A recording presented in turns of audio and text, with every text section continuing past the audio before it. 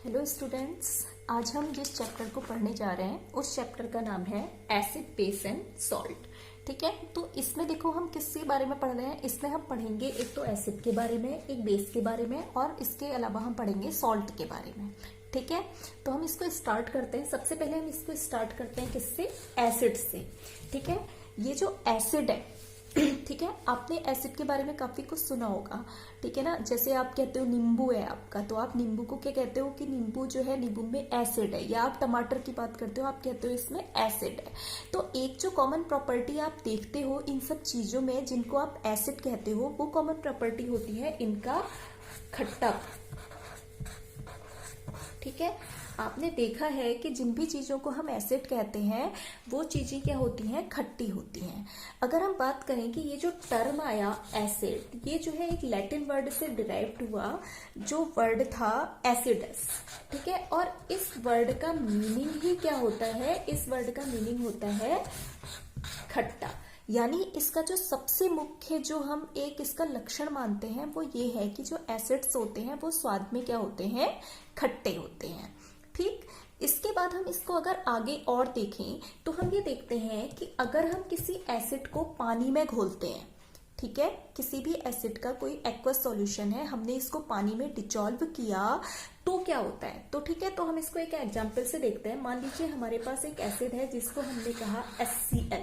ठीक है, ये HCl ऐसा ही रहेगा, ठीक है ना, जब तक कि आप इसको पानी में नहीं घोलोगे। अब आपने इसको पानी में घोल दिया, ठीक है, डिजॉल्व इन वाटर, आपने इसको पानी में क्या कर दिया?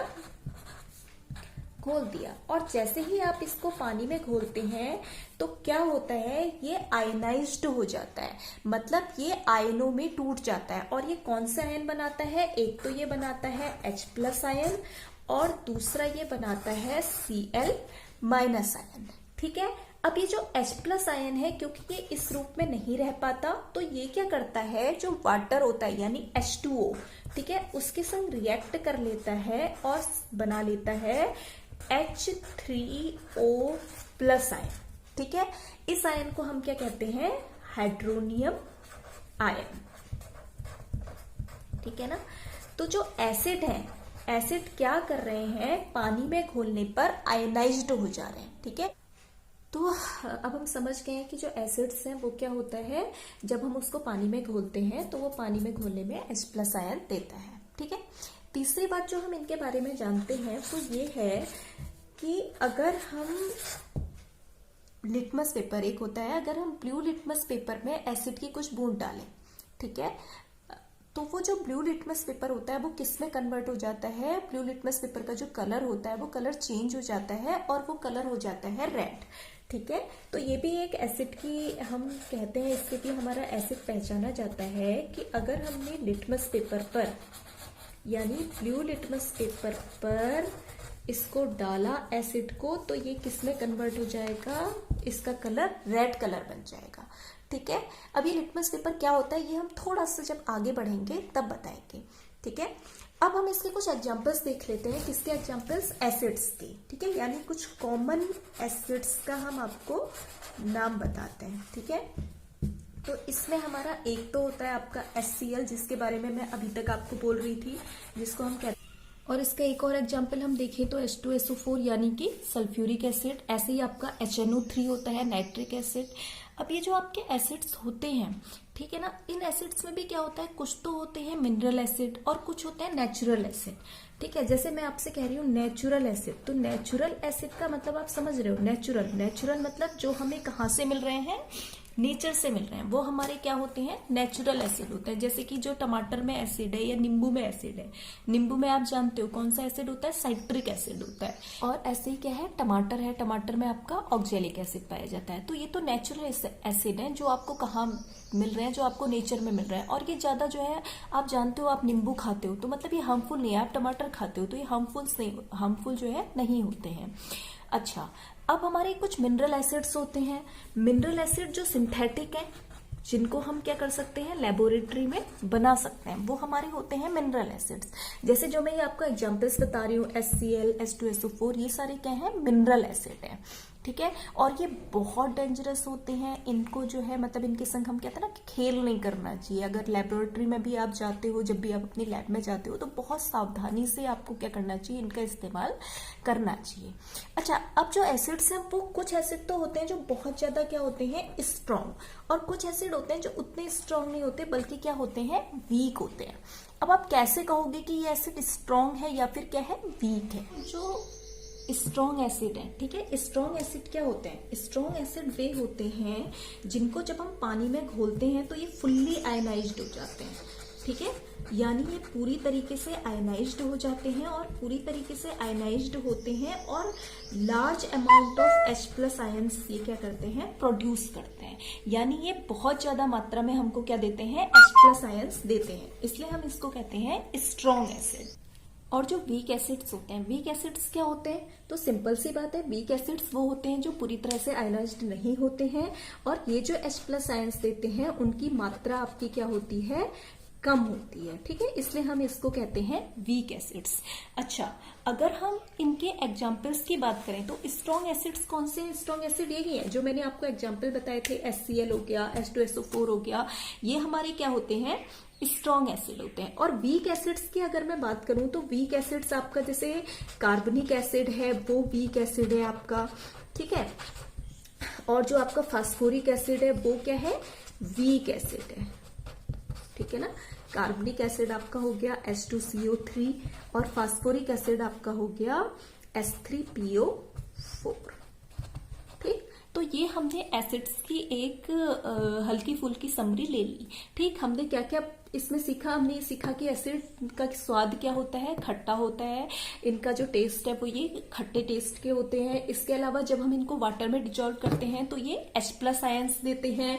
इसके अलावा क्या होता है कि ये जो ब्लू लिटमस पेपर होता है उसको क्या कर देते हैं, रेड कर देते हैं।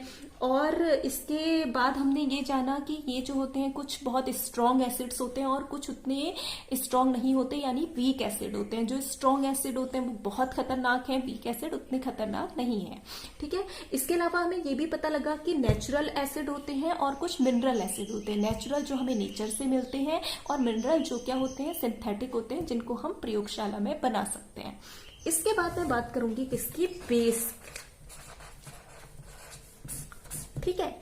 अब देखो क्या है, हमने कहा कि एसिड स्वाद में क्या होते हैं, खट्टे। ये जो बेस आपका है ये क्या होता है, ये आपका स्वाद में होता है बिटर, यानी कि कड़वा। इसका जो टेस्ट है वो कैसा होता है, कड़वा होता है, ठीक है, बिटर इन टेस्ट। अगर हम इसको टच करें इस बेस को तो ये सोपी मतलब आप समझो कि मतलब चिकना, आपने साबुन टच किया है ना, वैसा ही ये होता है, मतलब कैसा, चिकना चिकना सा ये होता है, ठीक। अब हम कहते हैं कि अगर जैसे आपने यहां देखा HCl को पानी में डिजोल्व किया, इसने H+ आयन दिया, अगर हम किसी बेस को पानी में डिजोल्व करें तो क्या होगा, ठीक है। तो देखो हम यहाँ पर एक एग्जांपल से इसको देखते हैं। हमने यहाँ पे लिया NaOH। ये जो NaOH है क्या है, हम इसको बोलते हैं सोडियम हाइड्रोक्साइड, ठीक है, और ये बहुत स्ट्रॉन्ग जो है क्या है, एक बेस है।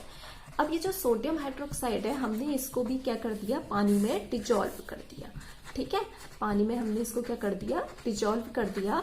तो अब देखो क्या हुआ, ये भी क्या हो गया, आयनाइज्ड हो गया, और आयनाइज्ड होके इसने एक तो Na+ आयन दिया और दूसरा इसने OH- आयन दिया। तो ये जो OH- आयन है, आप किसी भी बेस को अगर वाटर में डिजोल्व करोगे तो वो क्या देगा आपको, OH- यानी हाइड्रोक्सिल आयन देगा। और ये बेस की क्या है, विशेषता है, जैसे कि एसिड्स जब आप उनको पानी में डिजोल्व करते हो वो H+ आयन देते हैं, वैसे ही बेस अगर आप उनको पानी में डिजोल्व करते हो तो वो क्या देते हैं, OH- आयन देते हैं, ठीक है। अब लिटमस पेपर पर बेस कैसे क्रिया करता है, तो देखो एसिड क्या कर रहा था कि ब्लू लिटमस पेपर को रेड कर रहा था, और जो बेस है वो क्या करता है, वो रेड लिटमस पेपर उस पे अगर हम बेस की कुछ बूंदे डालें तो वो उसको क्या कर देता है, ब्लू कर देता है। अब यहाँ पे एक क्वेश्चन ये भी आ सकता है कि अगर ब्लू लिटमस पेपर पे हम बेस डालें तो क्या होगा, तो फिर कोई क्रिया नहीं होगी, वो ब्लू ही रहेगा, ठीक है। लेकिन रेड लिटमस पेपर का कलर कैसा हो जाएगा, ब्लू हो जाएगा, ठीक। इसके बाद हम ये देखते हैं कि जो हमारे कुछ बेसिस का हम नाम देख लेते हैं, ठीक है। तो इसमें हमारा क्या है जैसे कि NaOH एग्जाम्पल्स इसके, ठीक है। NaOH हो गया सोडियम हाइड्रोक्साइड, ऐसे ही आपका हो गया KOH पोटेशियम हाइड्रोक्साइड, इसको आप कास्टिक पोटाश के नाम से भी जानते हो। ऐसे ही आपका CaOH की होल ट्वाइस यानी कैल्शियम हाइड्रोक्साइड। और ये जो बेस होते हैं ये भी क्या होते हैं, स्ट्रॉन्ग और वीक होते हैं उसी बेसिस पे कि जो स्ट्रॉन्ग बेस हैं वो क्या करते हैं, जब हम उन्हें पानी में डिजोल्व करते हैं तो वो ज्यादा मात्रा में क्या करते हैं, वो पूरी तरह से आयनाइज्ड हो जाते हैं और क्या करते हैं, OH प्लस आयन क्या कर देते हैं, ज्यादा मात्रा में देते हैं, फुली आयनाइज्ड है, ठीक है। और जो वीक है, वीक हमारे कौन से हैं, जैसे कि हमारा NH4OH यानी अमोनियम हाइड्रोक्साइड, ये एक वीक बेस है। ऐसे ही MgOH का होल ट्वाइस यानी मैग्नीशियम हाइड्रोक्साइड, ये भी क्या है, एक वीक बेस है। इसको जब हम पानी में डिजोल्व करते हैं तो ये पूरी तरह आयनाइज्ड नहीं होते, ठीक है, पार्शियली आयनाइज्ड ये होते हैं। और पार्शियली आयनाइज्ड होकर ये कम मात्रा में क्या करते हैं, OH माइनस आयन को देते हैं। अच्छा, अब एक बात और है, वो ये है कि ये जो आपके बेस होते हैं इसमें कुछ बेस तो वाटर सॉल्यूबल होते हैं। वाटर सॉल्यूबल मतलब कुछ बेस ऐसे होते हैं जिनको हम पानी में क्या कर सकते हैं, घोल सकते हैं, लेकिन जो पानी में क्या होते हैं, घुल जाते हैं। और कुछ ऐसे होते हैं जो वाटर सॉल्यूबल नहीं होते, ठीक है। तो जैसे आपका KOH है, ये एक वाटर सॉल्यूबल बेस है, ठीक है। तो ये जो ऐसे बेस हैं जो कि पानी में क्या हो जाते हैं, घुल जाते हैं, पानी में घुलनशील होते हैं आप कह सकते हो, इन बेसिस को हम कहते हैं एल्केलाइज। क्या कहते हैं, एल्केलाइज। तो ये चीज आप एक ध्यान रखना कि जब आप बेस और एल्केलाई कहते हो तो वो है एक ही चीज, बस क्या है कि ये जो एल्केलाई है वे बेसिस हैं जो पानी में क्या हो रहे हैं, घुलनशील हैं, ठीक। अच्छा, तो ये हमने एक जनरल समरी ले ली कि क्या एसिड होते हैं और क्या बेस होते हैं। अब एक बात और मैं यहाँ पे आपको बताती हूँ कि जो हमारे ये चाहे वो एसिड है या बेस है, वो क्या होता है, कुछ तो ऐसे होते हैं जो कंसंट्रेटेड होते हैं और कुछ ऐसे होते हैं जो डाइल्यूट होते हैं, ठीक है। तो जब हम कहते हैं कंसंट्रेटेड HCl, आप जब कभी भी अपने लैब में जाओगे तो आप देखोगे कि वहां पर क्या है, आपकी कुछ जो है कुछ जगह आपको लिखा हुआ दिखेगा, कुछ बोटल्स में कंसंट्रेटेड HCl और कुछ जगह लिखा हुआ दिखेगा डाइल्यूट HCl। तो ये कंसंट्रेटेड और डाइल्यूट क्या चीज है, ठीक है। तो जब हम कंसंट्रेटेड कहते हैं, कंसंट्रेटेड वो है जिसमें पानी की मात्रा कम है और वो जो सॉल्यूट है उसकी मात्रा ज्यादा है। जैसे मैंने अगर कहा कंसंट्रेटेड HCl, तो इस कंसंट्रेटेड HCl में क्या है, पानी कम है और HCl ज्यादा है। पानी क्या है, कम है, HCl ज्यादा है। अगर मैं कहती हूं डाइल्यूट HCl, ठीक है ना, तो डाइल्यूट HCl में ठीक उल्टा हो जा रहा है, यहाँ पे आपका क्या है, पानी ज्यादा है और HCl की मात्रा कम है, ठीक। अच्छा, अब अगर हमें क्या करना है, अगर हमें कंसंट्रेटेड एसिड को डाइल्यूट एसिड में कन्वर्ट करना है तो हमें हमेशा क्या करना चाहिए कि कंसंट्रेटेड एसिड को पानी में मिलाना चाहिए। पानी को कभी भी कंसंट्रेटेड एसिड के ऊपर नहीं उड़ेलना चाहिए। एक्चुअल में होता क्या है कि जब हम किसी भी कंसंट्रेटेड एसिड को पानी में डालते हैं तो जो हीट निकलती है, वो हीट क्या होती है, उसको पानी की जो बहुत ज़्यादा मात्रा है वो एब्जॉर्ब कर लेती है, ठीक है। लेकिन अगर हम इसका उल्टा करें और हम क्या करें कि एसिड लें और उसमें पानी उड़ेल दें, तो जो हीट निकलेगी वो हो सकता है कि हमको क्या करे, नुकसान पहुंचाए, ठीक है, हमारी बॉडी को डैमेज करे। तो इसलिए इस बात को हमेशा ध्यान रखो कि हमेशा पानी लो और उस पानी में क्या करो, कंसंट्रेटेड एसिड को धीमे धीमे मिलाओ। और क्योंकि इसमें हीट निकल रही है, ये एक एक्जोथर्मिक रिएक्शन है, इसलिए ये सावधानी रखनी बहुत ज़्यादा ज़रूरी है। अच्छा, अब जो है हम डिस्कस करते हैं जो हमारे एसिड और बेस हैं उनकी केमिकल प्रॉपर्टीज के बारे में, ठीक है। तो जो हम सबसे पहले जो हम चीज देखते हैं वो ये देखते हैं कि जब एसिड और बेस आपस में रिएक्ट करते हैं तो क्या होता है, ठीक है। तो एक एसिड और एक बेस जब आपस में रिएक्ट करें तो ये क्या करते हैं, ये एक दूसरे को न्यूट्रलाइज्ड कर देते हैं, ठीक है। और न्यूट्रलाइज करके जो बनता है वो होता है सॉल्ट। क्या बनता है, सॉल्ट। और साथ में क्या बनता है इसके, वाटर, ठीक है। अब देखो हम इसको देखेंगे किस तरीके से होता है, ठीक है। तो हम एक एग्जांपल ले लेते हैं एसिड का, जो हमारा है HCl। अगर HCl पानी में डिजोल्व हो रहा है तो ये आयनाइज्ड हो जा रहा है और आयनाइज्ड होके ये क्या बन रहा है, H++ Cl माइनस। ठीक है, अब हम देखते हैं बेस। हमारा एक कॉमन एग्जाम्पल है बेस का NaOH। ठीक है, ये भी जब पानी में डिजोल्व हो रहा है तो ये भी आयनाइज्ड हो जा रहा है, और ये क्या हो रहा है Na प्लस और OH माइनस। ठीक है, OH माइनस और Na प्लस। अब देखो क्या हो रहा है, अब ये जो H प्लस OH माइनस है ये आपस में जुड़ा, प्लस और माइनस, और ये बन गया आपका वाटर, और ये मिलके आपका बन गया क्या, NaCl। ठीक है, आप कहते हो सोडियम क्लोराइड, और ये क्या है, ये है आपका सॉल्ट।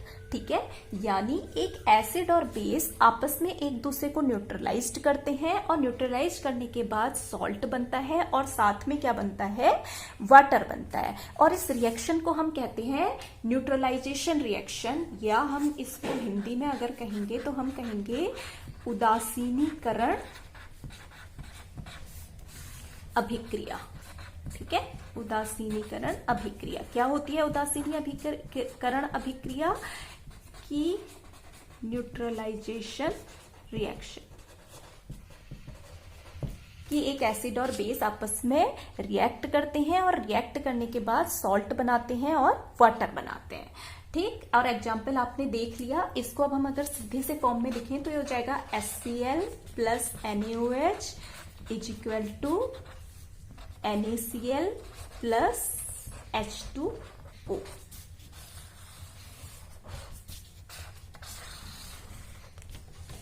ठीक है, एक और एग्जाम्पल हम इसका देख लेते हैं। ठीक है ना, तो एक एग्जाम्पल हम ले लेते हैं H2SO4, और H2SO4 की हम रिएक्शन करवाते हैं मैग्नीशियम हाइड्रोक्साइड से। ठीक है, ये आपका एग्जाम्पल नंबर 1 हो गया, और एग्जाम्पल नंबर हम 2 देखते हैं इसी रिएक्शन का। तो हमने H2SO4 लिया, और H2SO4 की रिएक्शन किससे करवाई, मैग्नीशियम हाइड्रोक्साइड। क्या है मैग्नीशियम हाइड्रोक्साइड का फॉर्मूला, MgOH की होल ट्वाइस। ठीक है, और जब इन्होंने रिएक्शन करी तो वही हुआ, एक तो ये मैग्नीशियम क्या हुआ, इस सल्फेट आयन के साथ मिला और इसने बना दिया मैग्नीशियम सल्फेट, और जो आपका H प्लस था इसके OH से मिला माइनस से, और इसने बना दिया आपका H2O। तो ये मैग्नीशियम सल्फेट आपका क्या हो गया, सॉल्ट हो गया, और साथ में आपका बना वाटर। अब यहाँ पे आप एक और चीज देख रहे हो कि ये रिएक्शन बैलेंस नहीं है, तो इसको बैलेंस आपने खुद करना है।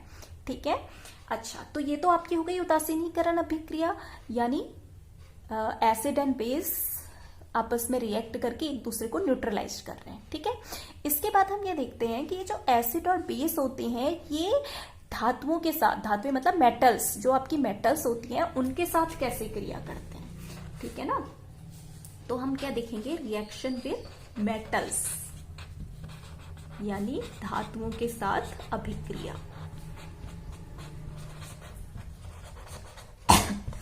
तो पहले हम किसकी बात करते हैं, पहले हम बात करते हैं एसिड्स की। ठीक है, और जब एसिड किसी मेटल के साथ मिलता है तो क्या होता है, अब ये देखते हैं पहले। ठीक है, एसिड प्लस मेटल, जब एसिड मेटल के साथ मिलता है तो भी क्या होता है, हमारा सॉल्ट बनता है, और साथ में हाइड्रोजन गैस रिलीज होती है। ये एक हाइड्रोजन बनाने का तरीका भी है। ठीक है, तो क्या होता है, एक तो आपका सॉल्ट बनता है और दूसरा आपकी हाइड्रोजन गैस रिलीज होती है। ठीक है, अब हम एग्जाम्पल देख लेते हैं इसके। अच्छा, इसका हम पहले जो एग्जाम्पल देखते हैं वो हम देखते हैं HCl के साथ। ठीक है ना, HCl किससे मिला, आयरन से मिला मान लो, तो इसने बना दिया आपका क्या, आयरन क्लोराइड, और साथ में आपकी कौन सी गैस निकली, हाइड्रोजन गैस। तो वे सभी सॉल्ट जो कि HCl के द्वारा बनते हैं, ठीक है, उन सॉल्ट्स को हम क्या कहते हैं, क्लोराइड्स। क्या कहते हैं, क्लोराइड्स। ठीक है, अब हम दूसरा एक एसिड देख लेते हैं। हम देख लेते हैं H2SO4। H2SO4 ने आपकी, ये भी एक मेटल ले लो आप, मान लो आपने जिंक लिया, जिंक के साथ रिएक्शन की, तो ये आपका क्या बनाएगा, जिंक सल्फेट, और साथ में कौन सी गैस निकलेगी, हाइड्रोजन गैस। ठीक है, तो H2SO4 यानी जो सल्फ्यूरिक एसिड है वो जिस मेटल को सॉल्ट को बनाता है उसको हम क्या कहते हैं, सल्फेट्स। क्या कहते हैं, सल्फेट्स। ठीक है, उसके बाद हम देख लेते हैं ऐसे नाइट्रिक एसिड। ठीक है, नाइट्रिक एसिड है, इसने आपकी किससे रिएक्शन किया? लेड के साथ, ठीक है ना। तो इसने आपका क्या बना दिया? लेड नाइट्रेट, और साथ में कौन सी गैस निकली? हाइड्रोजन। तो जो नाइट्रिक एसिड है वो जो सॉल्ट बनाता है उनको हम कहते हैं क्या? नाइट्रेट्स। क्या बोलते हैं? नाइट्रेट्स, ठीक है। तो अब यहाँ पे आपने एक नई चीज देखी, आपने जब उदासीनीकरण अभिक्रिया यानी आप न्यूट्रलाइजेशन रिएक्शन पढ़ रहे थे और जब आप रिएक्शन विद मेटल्स पढ़ रहे थे, तो इसमें एक चीज बनी जिसको हमने कहा सॉल्ट, ठीक है। तो ये सॉल्ट क्या चीज है? सॉल्ट वो है ऐसे कंपाउंड हैं जब हम किसी एसिड की मेटल के साथ रिएक्शन करते हैं तो हाइड्रोजन आयन का रिप्लेस होके जो बनता है वो होता है सॉल्ट।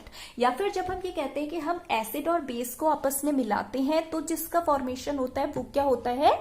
सॉल्ट होता है, ठीक है। एक सॉल्ट जिसको आप जानते हो बहुत अच्छी तरीके से वो है NaCl, ठीक है। ये कॉमन सॉल्ट है, वही सॉल्ट जिसको आप घर में क्या करते हो? खाते हो, ठीक है। और हमने ये भी देख लिया कि जो ये सॉल्ट हैं ये क्या है? हर एसिड क्या है? अलग अलग किस्म के सॉल्ट बना रहा है। जैसे अगर हम HCl की बात करें तो ये क्लोराइड्स बना रहा है, अगर हम H2SO4 की बात करें तो ये सल्फेट्स बना रहा है, ठीक है। नाइट्रिक एसिड की बात करें नाइट्रेट्स बना रहा है, अगर हम कार्बोनिक एसिड की बात करेंगे तो वो क्या करेगा? कार्बोनेट्स बनाएगा। अब इसके बाद हम ये देखते हैं कि जो बेस हैं वो क्या करते हैं? वो जब मेटल्स के संग मिलते हैं तो वो क्या रिएक्शन करते हैं, ठीक है। तो वो भी सेम रिएक्शन करते हैं, वो भी क्या करते हैं? सॉल्ट और हाइड्रोजन गैस का निर्माण करते हैं, ठीक है। जैसे हम एक एग्जांपल देख लेते हैं। हमारा जो एक आप बेस ले लो NaOH, ठीक है, और इसने किसके संग रिएक्शन की? इसने रिएक्शन की आपकी किसके साथ? जिंक के साथ। तो ये आपका बनाता है क्या? सोडियम जिंकेट, जिसका आपका फॉर्मूला होता है Na2ZnO2, ठीक है। और साथ में आपकी हाइड्रोजन गैस रिलीज होती है। तो ये सोडियम जिंकेट भी एक सॉल्ट है। ऐसे जब ये NaOH एल्यूमिनियम के साथ मिलता है तो ये क्या बनाता है? सोडियम एल्यूमिनेट, ठीक। तो क्या है? जब मेटल के साथ रिएक्शन होती है एसिड की और बेस की तो ये क्या बनाते हैं? सॉल्ट बनाते हैं और हाइड्रोजन गैस। अब हम आते हैं तीसरी प्रॉपर्टी में। अच्छा, जो इसकी तीसरी प्रॉपर्टी है, तीसरी प्रॉपर्टी में हम एसिड की रिएक्शन किससे करवा रहे हैं? मेटल कार्बोनेट से। अब आप यहाँ पे देखो, ये आपका Na+ आयन है, ठीक है। इसने कार्बोनेट आयन के साथ रिएक्शन किया और बना दिया सोडियम कार्बोनेट। ये आपका क्या हो गया? एक मेटल कार्बोनेट हो गया, ठीक है। आपको इस मेटल कार्बोनेट की रिएक्शन किससे करवानी है? किसी एसिड के साथ, ठीक है। तो हम इसकी रिएक्शन करवाते हैं। ये हमारा मेटल कार्बोनेट हो गया और हमने इसकी रिएक्शन करवाई किसके साथ? HCl के साथ, ठीक है। तो एक तो हमारा क्या बन गया? वही सॉल्ट यानी कि NaCl। दूसरा हमारा बन गया इसमें क्या? पानी। और तीसरी हमारी एक गैस रिलीज हुई। अब वो कौन सी गैस है जो रिलीज हुई? वो वही गैस है जिसकी रिएक्शन अगर आप कैल्शियम हाइड्रोक्साइड मतलब चूने का आपका जो पानी है, ठीक है ना, उसके साथ कराओ, ठीक है ना, तो आपका बनता है क्या? कैल्शियम कार्बोनेट और पानी। अब ये जो कैल्शियम कार्बोनेट है, ये कैल्शियम कार्बोनेट क्या है? अभी तो मेरे हाथ में ये पेन है, लेकिन जब मैं स्कूल में होती हूँ तो मेरे हाथ में क्या होती है? चौक यानी कि खड़िया। तो वही कैल्शियम कार्बोनेट है जिसको आप खड़िया कह सकते हो, या जो खड़िया के विभिन्न रूप हैं वो, ठीक है। तो अब वो गैस कौन सी है? वो गैस जो बहुत बुदबुदाहट के साथ निकलती है, ठीक है। तो वो गैस है आपकी कार्बन डाइऑक्साइड, ठीक है ना। तो ये कार्बन डाइऑक्साइड निकालने का भी आपकी क्या है? रिएक्शन है कि आप मेटल कार्बोनेट की रिएक्शन करवा दो किसके संग? एसिड के संग, ठीक है। तो यहाँ पर हमने क्या कर ली? इनकी जो प्रॉपर्टीज हैं किनकी? एसिड्स की एंड बेसिस की, वो देख ली। कौन कौन सी प्रॉपर्टीज हमने देखी? एक तो हमने सबसे पहले ये देखा कि न्यूट्रलाइजेशन रिएक्शन हुई थी, एसिड बेस ने रिएक्शन किया था और साल्ट और वाटर बनाया था। फिर हमने ये देखा कि मेटल्स के साथ रिएक्शन हुई थी, वहां भी क्या बना था? सॉल्ट बना था। और फिर हमने देखा कि मेटल कार्बोनेट्स के साथ रिएक्शन हुई और मेटल कार्बोनेट्स के संग रिएक्शन होकर के भी सेम चीज बनी। क्या बनी? सॉल्ट। तो यहाँ पे आपने देखा कि किस तरीके से हमारा सॉल्ट का फॉर्मेशन हो रहा है, ठीक है ना। तो हमने इस चैप्टर में अभी तक क्या क्या पढ़ लिया कि क्या एसिड है, क्या बेस है और क्या सॉल्ट है। ठीक है, साथ में एसिड और बेस की क्या क्या केमिकल प्रॉपर्टीज है। अब इसमें हमारा रह गया जो इस चैप्टर में वो ये रह गया, एक तो हमारे रह गए कि हमारे इंडिकेटर्स क्या होते हैं, इसके बाद पीएच वैल्यू क्या होती है, और एक चीज और इसमें हम कुछ केमिकल्स के बारे में भी पढ़ेंगे, तो वो हम इसके सेकेंड पार्ट में पढ़ेंगे। अभी के लिए इतना ही।